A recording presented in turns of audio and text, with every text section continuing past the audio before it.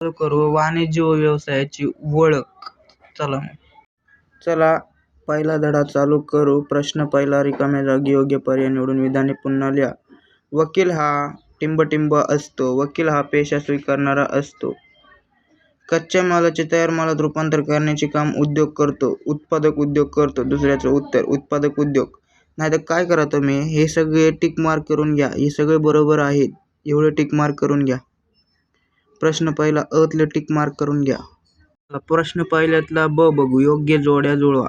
तर इथं दिलेलं आहे साईडला मी, हे बघा, पहिल्याचं उत्तर 4थं आहे आणि दुसऱ्याचं उत्तर 3रं आणि क चं उत्तर 5वं आणि ड चं पहिला, तिसऱ्याचं 5वं आणि 4थ्याचं पहिलं असं उत्तर दिलेलं आहे तिथं. ते एवढं लिहून घ्या. एवढं असं बाण केलेली मी. आता तो तसं तर लिहू नका तुम्ही, डायरेक्ट पुढं उत्तरे म्हणून डायरेक्ट लिहा. असं करा. ठीक आहे, चालते.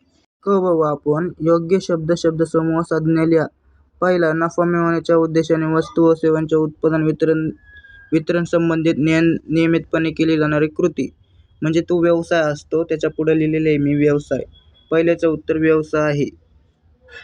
दुसरं बघू. जी कृती मानवाकडून पैसा मिळवण्यासाठी केली जाते ती म्हणजे आर्थिक कृती असते. दुसऱ्याचं उत्तर आर्थिक कृती आहे. पैसा किंवा पैशाचे मूल्य असलेल्या मोबदल्यात केलेली वस्तूची खरेदी विक्री म्हणजे तो व्यापार असतो.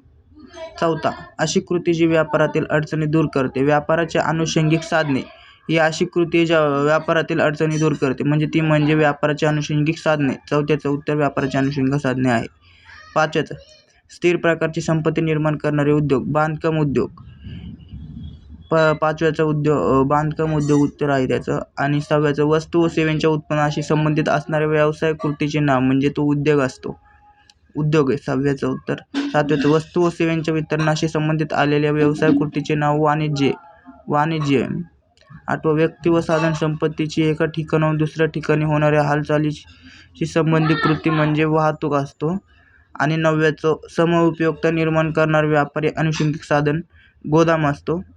नवव्याचं उत्तर गोदाम. दहाव्याचं. व्यवसायाची अशी कृती ज्यामध्ये एखादी व्यक्ती फी घेऊन उत्तम तज्ञ सेवा देण्याचे मान्य करतो म्हणजे पेशा आहे. दहाव्याचं उत्तर. आणि इकडं क बघू. ड चुकी बरोबर ते लिहा. इथं लिहिलेलं आहे मी, बघा साईडला. जे असे राईट केलेले ते बरोबर आहे आणि असे जे खुणा केलेले आहेत ना, पहिल्याचं उत्तर आहे. पहिल्याचं उत्तर बरोबर, दुसऱ्याचं बरोबर आहे, तिसऱ्याचं पण बरोबर आहे आणि चौथ्याचं चुकलेलं आहे. पाचव्याचं बरोबर आहे, सहाव्याचं बरोबर आहे, सातव्याचं बरोबर आहे, आठवं चुकलेलं आहे, नववं बरोबर आहे आणि 10वं चुकलेलं आहे. म्हणजे ह्याच्यात किती चुकलेले आहेत? फक्त 4थं, 8वं आणि 10वं एवढे चुकलेले आहेत. आता गटात न बसणारा शब्द म्हणजे ई बघू. गटात न बसणारा शब्द शोधा म्हणलेले आहे तिथं. पहिला बघू. कृषी उद्योग, उत्खनन उद्योग, जैविक उद्योग म्हणजे ह्याच्यात उत्पादन उद्योग बसत नाही पहिल्या ह्याच्यात. दुसरा. आयात व्यापार, निर्यात व्यापार, घाऊक व्यापार, पुनर्निर्यात व्यापार ह्याच्यात घाऊक व्यापार बसत नाही दुसऱ्या ह्याच्यात. तर दुसऱ्याचं उत्तर घाऊक व्यापार. तिसऱ्याचं. बँक, विमा, वाहतूक, उत्पादन हा तिसऱ्या ह्याच्यात बसत नाही, गटात न बसतं म्हणजे तिसऱ्याचं उत्तर उत्पादन. चौथा. चहा, दूध, कॉफी, यंत्रसामग्री. तर यंत्रसामग्री हा बसत नसतो. ते यंत्रसामग्री हा बरोबर आहे. आता फ बघू. खालील विधाने पूर्ण करा. आर्थिक कृती अशी कृती की जी पैसे मिळवण्यासाठी केली जाते. पहिल्याचं पैसे मिळवण्यासाठी केली जाते. दुसऱ्याचं. वस्तू व सेवांचे वितरण म्हणजे वाणिज्य होय. दुसऱ्याचं उत्तर वाणिज्य आहे. तिसऱ्याचं. व्यवसाय ही एक आर्थिक कृती आहे.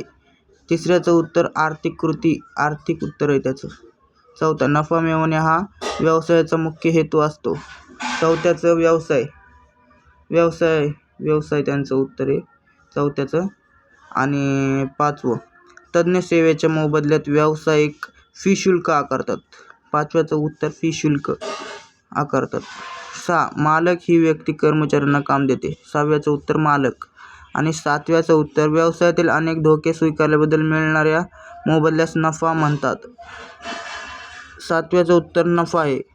आणि आठवं. उद्योगामुळे रूपउपयोगिता निर्माण होते. आठव्याचं उत्तर रूपउपयोगिता निर्माण होते. रूपउपयोगिता त्याचं उत्तर आहे आठव्याचं. तर आपण 9वं बघू आहे. घाऊक व्यापारामध्ये वस्तूची खरेदी व विक्री मोठ्या प्रमाणावर चालते. तर 9व्याचं उत्तर आहे घाऊक व्यापारामध्ये वस्तूची खरेदी विक्री मोठ्या प्रमाणावर चालते. 9व्याचं उत्तर घाऊक आहे. 10वा. 10वा किरकोळ व्यापारी हा घाऊक व्यापारी व ग्राहकामधील दुवा आहे. किरकोळ व्यापारी हा घाऊक व्यापारी व ग्राहकामधील दुवा आहे. 10व्याचं उत्तर किरकोळ व्यापारी. आणि इथं ग बघू कंसातील अचूक पर्याय निवडा.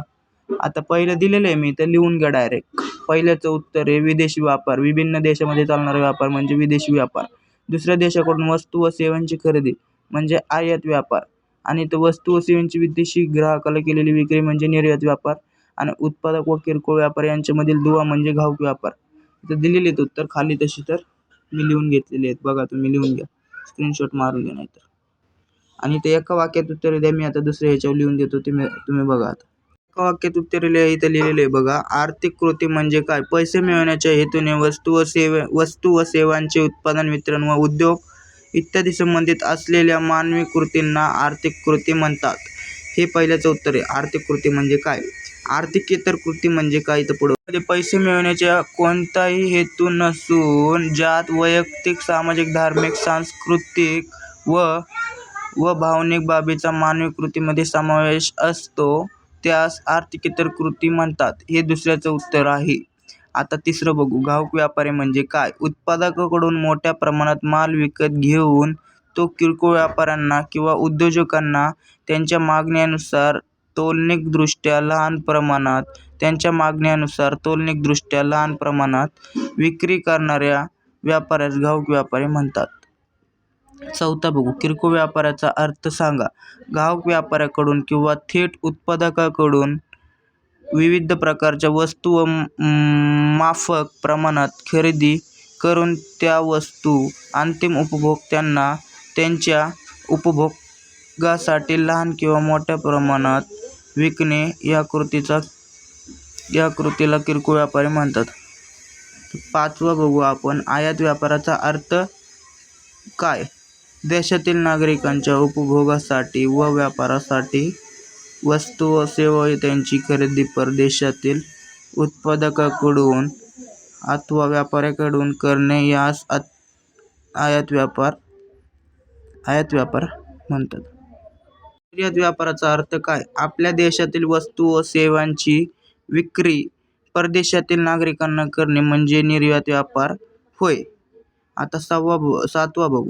पुनर्निर्यात व्यापार म्हणजे काय? एका देशातून माल आयात करून त्यावर पुढे प्रक्रिया करून किंवा प्रक्रिया न करता दुसऱ्या देशामध्ये पुनर्विक्रीसाठी पाठवला जातो, यालाच पुनर्निर्यात व्यापार म्हणतात. व्यापाराची अनुषंगिक साधने म्हणजे काय? व्यापारात येणाऱ्या विविध प्रकारच्या अडचणी दूर करणाऱ्या साधनांना व्यापाराची अनुषंगिक साधने म्हणतात.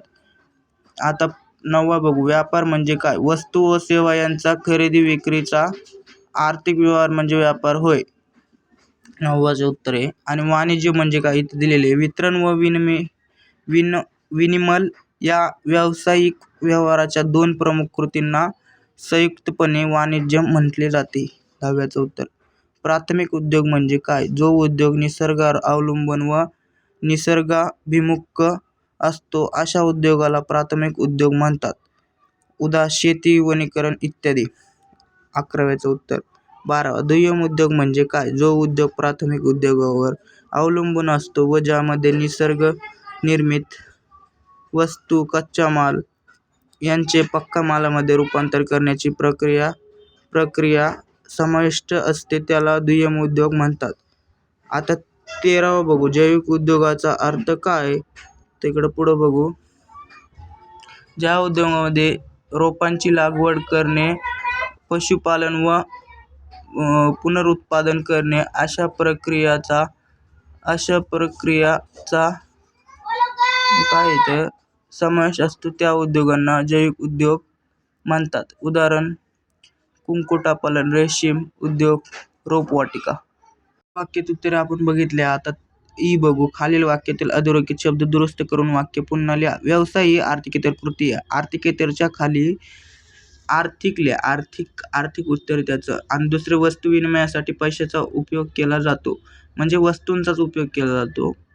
दुसऱ्याचं उत्तर वस्तूंचाच आहे. आणि तिसरा पेशा दुसऱ्या व्यक्तीला हस्तांतर करता येत नाही लिहायचं आहे तिथं. चौथा नोकरीसाठी भांडवलाची गरज असते. व्यवसायासाठी चौथं उत्तर आहे व्यवसायासाठी भांडवलाची गरज असते. नोकरीसाठी असल्याची जागी व्यवसायासाठी लिहायचं तिथं. चौथ्याचं उत्तर आहे व्यवसायासाठी. 5 उद्योगामुळे स्थल उपयोगिता निर्माण होते. त्याचं उत्तर आहे वाहतुकीमुळे. उद्योगामुळे नाही त्याचं उत्तर आहे तर वाहतुकीमुळे. 5चं उत्तर वाहतुकीमुळे आहे. 6 बाजारातील पुरवठ्याची बाजू वाणिज्य सांभाळते. बाजारातील पुरवठ्याची बाजू उद्योग सांभाळते. 7 व्यवसायाचा मुख्य उद्देश सेवा प्रदान करणे होय. व्यवसायाचा मुख्य उद्देश सेवा प्रदान करणे होय हा नसतो. त्यांचा मुख्य उद्देश नफा मिळवणे हा असतो. नफा मिळवणे हा 7व्याचं उत्तर आहे. प्रश्न दुसरा पाहणार आहे आपण. संज्ञा संकल्पना स्पष्ट करा. तुम्हाला देतो पुढच्या ह्याच्यात, आता लिहून मी लिहिलेली आहे तिथे देतो.